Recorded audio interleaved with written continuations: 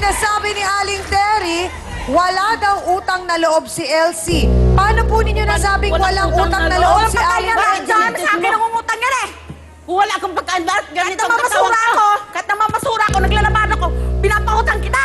Pinapautang isang bisis lang. Ano isang beses lang? Okay, Aling Terry, una po sa lahat, ano po ba ang isinumbong ninyo kay Aling Ang Elsie? sabi ko po sa kanya, ganito po. Kasi po, ginabi po ako, galing po ako sa inuman sa barkada ko po. Yan, kay Lasinggera kasi. Okay, sige, sandali lang. Hindi tayo magkakaliwanagan. Hindi ako nanghihingi sa'yo. Anong problema mo? Ha? Sandali lang Ano? po. Anong problema? Nanghihingi ba? Sinapapaya ka dito. Sandali lang! Ha? Aling Terry! Sado ka? Uwi po kayo noon, galing kayo sa inuman, ano pong nangyaring sumunod? Lasinggera kasi yan eh. Sandali Nakita lang ko po. yung manugang po niya.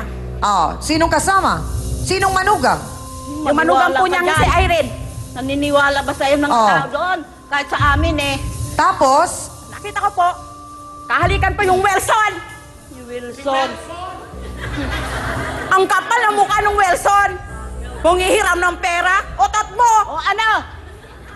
sabi po ninyo, galing kayo sa inuman, hindi ho kaya lasing na lasing kayo noon Kahit at lasing medyo ako, iba ang totoo, paningin kita nyo. ko. Dumaan pa ako sa harapan nila, sabi ni Wilson, magkano ang pira hiramin mo? Wala! Otot mo! Ano? Eto? Sobra ka talaga. So, sinong sinasabihan ni Wilson ng ganon? Sabi doon sa manugang. Wala ang galing ng bunganga nito. Tapos sabi mo, bakit magkano pirang hiramin mo? Otot mo, lalaking nag-discarte sa babae. Hindi ang ba't di babae mo nag-discarte ng pera? Tingnan mamaya. Mo! So, yun po ang sinumbong ninyo kay Aling Sa Elsie. askin ito na ngayon sa amin. Sa kanya. Magkasumbong mo, anong sabi niya? Hindi ko muna sinumbong. Pinabayaan ko na, may ilang araw. Oh, Yung lumipas pa ilang araw? Hindi ko Bakit muna pinatagal sinumbong. mo? Kasi nga sabi ko, baka kakuawahin ako nito ah. Ay, okay. So, ang Ito na. sandali lang, liwanagin natin, Aling Terry. So, ang interpretasyon nyo doon, dumidiskarte si Eileen Hindi po, kay yung Wilson? lalaki. Ang sabi niya, yung babae daw, nag-diskarte daw ng pera kay Wilson. Pero ang alam ko, ang lalaki nagdidiskarte ng pera sa babae. Ano ka? Babae. Ano? So, nung nakita po ninyo, nakita po ba kayo nung Eileen? Ay, opo, sabay talikod. Pahiram naman ako, Wilson, ng pera. Magkano ba? Mga istal, mga pula! So, yung Eileen lang po ang nakita ninyo. Yung Mean, wala naman. Ayan po, magkasama yung dalawa na yan. Maglabas sa gabi, umuwi na, madaling araw. So, nung sinabi po ninyo kay Aling Nung sinabi Elsie, ko sa anong kanya- reaction nga niya? Ay, bago pa nga ako pumunta sa kanya tiyang amin, nagdala pa nga akong tinapay, kape. Sabi ko, alam mo ba? Sabi ko sa kanya, sabi ko, magkape muna tayo kasi may sabihin ako sa'yo. Sabi niya, sige nga. Tapos nung may balak pa sa akin manghihiram ng pirang kapal na mukha. Hoy! Sino manghiram ng pera? Sabi niya sa akin, sige mamaya muna ako. Ano ba yung sabihin mo? Kasi wala pa kami bigas. Baka pwede mo na akong pera muna ng pera. Sige mamaya na, may sabihin mo na ako. Ano yun? Nakita ko kaya yung manugang. May kahalikan na Sinungaling yan sa amin. Sabi niya, hindi totoo yun. Ang babait ng manugang ko. Ang babait! Mababait! Totoo! Tulog pansitan ka kasi. Diretso ang tanong, Aling Terry, kayo daw ay pinipetisyon na dun sa lugar dahil talaga Dahil kayo sa kadaliman. likas na chismosa. How true? Talaga? Totoo po ba yan? Hindi ako pinitisyon ha? Hindi ako pinitisyon ha? Kusa akong pinalis ang asawa ko sa lugar na yon. Lumipat kami ng lipahan ng bahay. Nakailang lipat na kayo ng bahay? Nakailang lipat na? Nakailang lipat na ng bahay? Nakatatlo po. Bakit? Kasi po, caretaker lang po ako sa nititirhan ko po. Hindi po ako sariling bahay po. Pero hindi totoong kaya po kayo pinapalipat o pinapaalis dahil chismos ang kapitbahay daw kayo. Totoo yun. Ano po ba ang ininom natin nung gabing yon? Kapit. Naku, ang tapang nun, Chang. Gano'n na yung kita mo sa mga bagay-bagay. Yun po bang favorite nyo? Po. Yun po bang favorite nyong inumin? Opo. Gano'ng kadalas tayo umiinom nun? Sa loob ng 1 linggo po, isang beses lang po ako pumapalya. May problema mo kung ano. Okay, ang ganda ng sagot, Chang. I Bago na like that naman. answer. 1 linggo po. Isang beses lang po. Isang beses lang ako pumapalya. So, ibig sabihin, meron naman kayong pahinga na linggo. Opo. Na day off. Kasi pauwi ang asawa ko. Ayoko makita ng asawa kong lasing pag-araw ng linggo eh. Oh. So, ang tanong, Aling Terry, bakit kayo nainom? Anong meron? Anong okasyon? Wala po. Gusto ko lang uminom. Malungkot kayo, no? Pero po gusto ko uminom dahil may naalala po ko. Ayaw kong malala hindi ako nakainom. Oh, bakit? Ano pong naaalala nyo? Naalala ko po yung mga anak ko sa probinsya. Inuwi ko pong... Bakit nyo inuwi po doon? Kasi po nung namatay yung asawa ko, hindi ko na po sila nakuha doon sa Ruhas. Namatay na po ang asawa nyo. Ano pong kinamatay? Namatay po siya sa kulungan dahil po siya po. Naku, sorry po. So, ang anak po ninyo ilan? Balisyam po. Ay, nasaan po ang siya? Nanay ko po sa Ruhas. Yung iba po, Yung dalawa po nandito sa pangalawang asawa ko. kasama po ninyo naman. Bakit hindi po kayo makabalik sa Rojas para makasama yung mga anak po ninyo? Kasi po wala naman po akong pirang pauwi pamasahe papunta doon.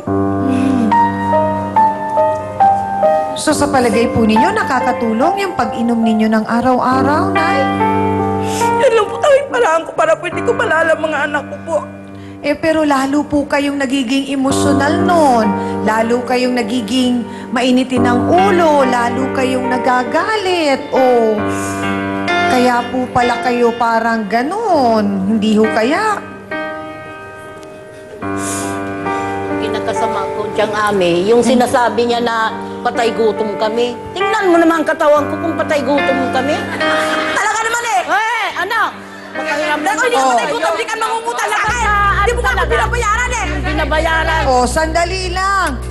Umiiyak na nga eh. Patay gutom na ganito? Napagbintangan pa. Yung sinungaling ito. Sinungal. Talaga naman patay gutom ka, hindi ka patay gutom dahil Patay binabayaran mo gutom. ako ng utang mo sa akin! Hindi mo ko Magkano po binabayaran! bang utang sa inyo? Bayaran. Ano pa? Magkano po bang utang sa inyo? 1.5 mong utang sa akin, hindi ako binabayaran yan eh! 1.5? Pamasahe na sa... Oh, pwede nang pamasahe yun. Sa barko, di ba? Pwede na. Oh, naku mga kasawsawan. Habang medyo gusto nating mahimasmasan ng konti, si Ate Terry, abay bumoto nga muna kayo. Narinig nyo na ang kwento ng dalawang babaeng parehong may sama ng loob. Oo nga, Chang. Yung nasa puti, kasi chinichismis ang mga manugang niya na may mga kaeksenang laplapan sa mga kanto-kanto. Ito namang nasa pula, napansin natin, aminado naman siyang talagang medyo may bisyo, na medyo talagang matapang ang epekto. So, kayo ba ay naniniwalang totoong nangyaring may kahalikan ng mga manugang o dala lamang ito ng alak? Kung totoo, itaas ang pula. Kung paniwala nyo na may hindi at imahinasyon lamang, itataas nyo ang puti. Magboto hands tayo!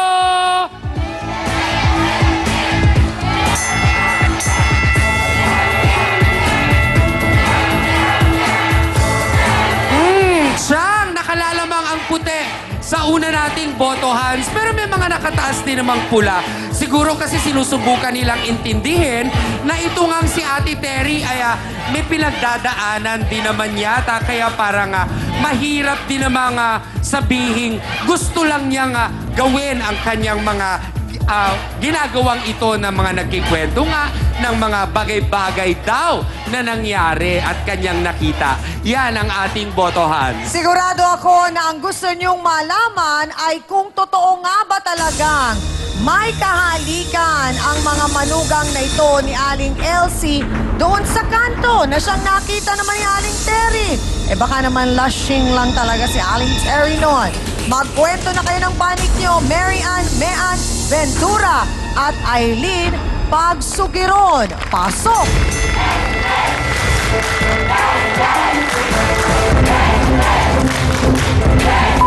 Sandali lang! Sandali lang po! Nako ang paliwanag ng mga manugang! Tuhanan, abangan ninyo magbabalik ang face to face.